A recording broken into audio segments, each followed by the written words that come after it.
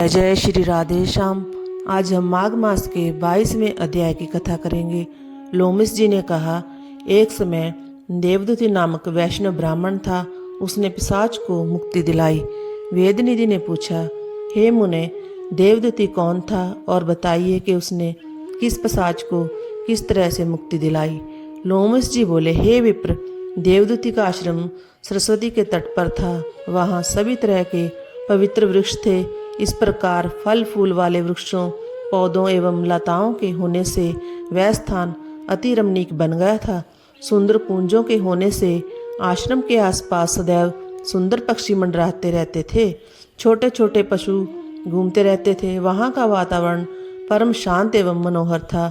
देवदूत के पिता ने उग्र तपस्या के द्वारा भगवान विष्णु को प्रसन्न करके इस पुत्र को वर द्वारा प्राप्त किया था।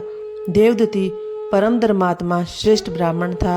वह नियम पूर्वक गर्मी में तपते हुए सूरज की ओर नेत्र करके पंचग्नियों को प्रज्वलित कर तप करता। मूसलाधार वर्षा के समय बाहर खुले स्थान पर कड़कड़ाती बिजलियों के मध्य तप करता। पौष मास को कड़कड़ाती शीत में सरस्वती सरोवर के शीत जल में तप करता रहता था।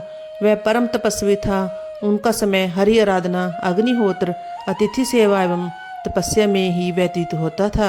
वह वेद ज्ञानी अपने आप टूट कर गिरे फलों को बीनकर ही आहार करता था। इस प्रकार उसका शरीर कमजोर हो गया। इस प्रकार सहस्त्रों वर्ष व्यतीत हो गए। उस तपस्वी के प्रभाव से वह पर्वत तेज से चमकने लगा। उसके तप तेज को सहने की शक्ति किसी में नहीं थी।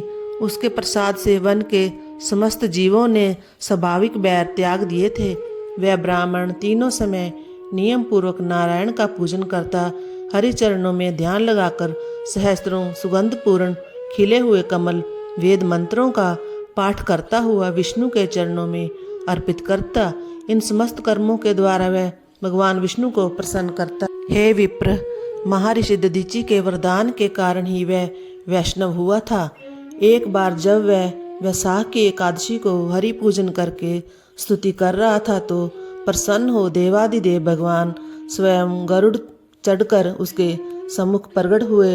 मेघ के समान नीच क्रांति, चतुर्भुज, विशाल नेत्र, समस्त अलंकारों से विभूषित भगवान विष्णु को अपने सम्मुख खड़ा देख उस ब्राह्मण के नेत्रों में जल आ गया। उसका मन हर्ष से विभोर हुआ, शरीर पुलकायमान हो गया और कृतार्थ हो ब्राह्मण प्रभु के चरणों में बारंबार दंडवत प्रणाम करने लगा। भगवान ने प्रसन्न होकर कहा, देवदूत, तुम मेरे परम भक्त हो। हे निष्पाप, मैं तेरी तपस्या से प्रसन्न हूँ और तुझे वर देने के लिए आया हूँ। जो चाहो वर मांग लो। प्रभु के वचन सुनकर उसने कहा, हे प्रभु, आपके दर्शन से अधिक कोई वर नहीं। योगी, भक्त एवं ज्ञानी आपके दर्शन की कामना करते हैं। आपके दर्शन मात्र से प्राणी के समस्त बंधन कट जाते हैं। जब मुझे आपके दर्शन प्राप्त हो चुके तो अब और क्या वर मांगूं।